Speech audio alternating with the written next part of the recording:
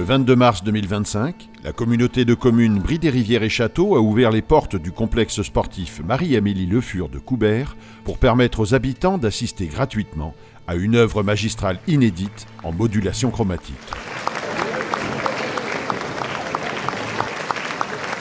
Proposée par le service culturel et présentée par les associations Oser et Hors-Champ, cette soirée s'est déroulée en 3 actes. Ce soir, on est dans la ville de Coubert, dans le gymnase Marie-Amélie Le Fur. C'est la CCBRC qui nous a invités à ce concert qui est accompagné d'une performance vidéo.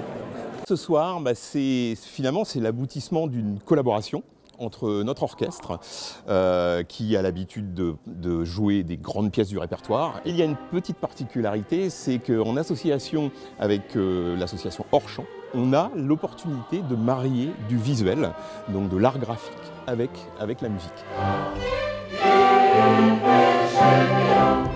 Cet accès à la culture gratuit et multigénérationnel illustre parfaitement notre ambition, ouvrir les esprits, susciter des vocations et offrir à chacun l'opportunité de découvrir de nouveaux horizons artistiques.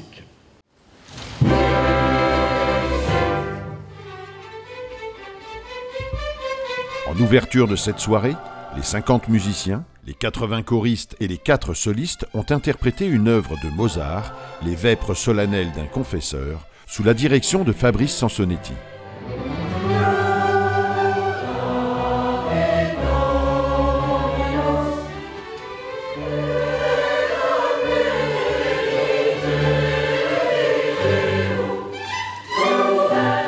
À l'entracte, les spectateurs ont pu apprécier l'exposition photographique Modulation chromatique de Philippe Do et Henri Gaud.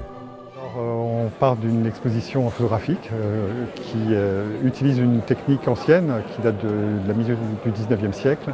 Cette technique a permis d'obtenir de la photo couleur alors que la pellicule couleur n'existait pas. On a 3 prises de vue d'un même sujet filtrées par une couleur différente.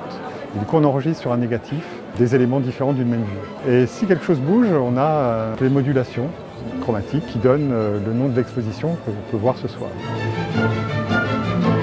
Une exposition qui se décline sur l'écran avec une projection dynamique des photos en modulation chromatique réalisée en direct par Philippe Do sur l'Aude à la joie, 9e symphonie de Beethoven, dirigée par Frédéric Baudry de l'Orchestre symphonique en résonance.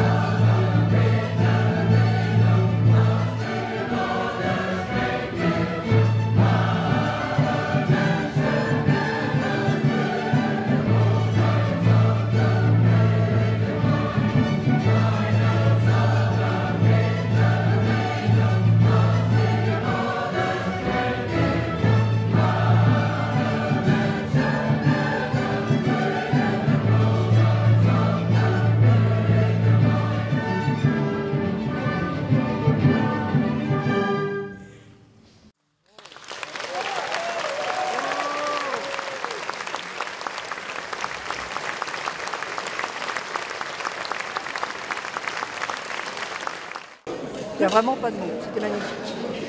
Vraiment, c'était très beau. J'ai bien apprécié, c'est la première fois que je venais voir un concert de musique classique.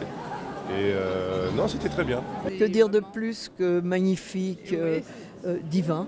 Vous m'envoyez ravi, parce qu'à partir du moment où les spectateurs sont heureux, moi je suis un président heureux.